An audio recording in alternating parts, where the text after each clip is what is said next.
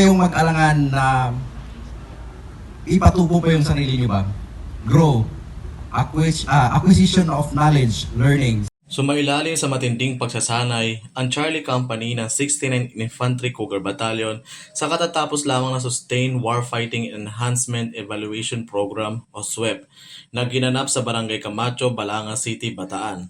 Ang nasabing pagsasanay ay isinagawa sa pangangasiwa ng Division Training School ng 7th Infantry Kaugnay Division upang masiguro na magiging handa ang bawat isang kasundaluhan ng Cougar Battalion pagdating sa mga combat operations. Nagtagal ang SWEP ng 4 na linggo kung saan sumabak ang mga kasundaluhan ng Cougar Battalion sa iba't ibang aktibidad kagaya ng air-to-ground operations, map reading at land navigations, close quarter battle o CQB, at pagsasanay sa mga armas kabilang na ang M203 grenade launcher, K3 SAW at M60 machine gun.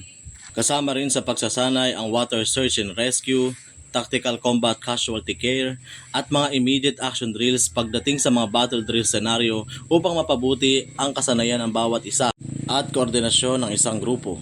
Upang masuri at lalo pang mapalakas naman ang pisikal na kahandaan ng bawat isang kalahok, isinagawa ang rucksack march, diagnostic physical fitness test, mga squad at platoon runs, at final physical fitness test. Ang SWEP ay komprehensibong programa na nakatutok sa pagpapabuti ng mga kasanayan ng mga kasundaluhan sa pamamagitan ng mga real-life exercises, simulation, at masusing pagsusuri ng mga strategies sa larangan ng combat operation. Mula dito sa lalawigan ng Bataan, ako si Jeremy Sarsua, ang inyong kaugnay.